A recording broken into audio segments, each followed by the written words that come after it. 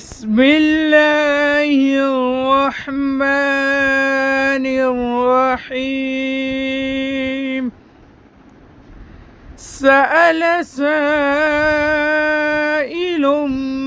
بعذاب واقع للكافرين ليس له دافع من الله ذي المعارج.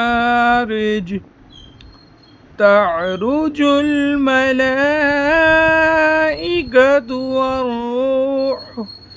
والروح إليه في يوم كان مقداره 50,000 سنة. آمنت بالله صدق الله مولانا العظيم.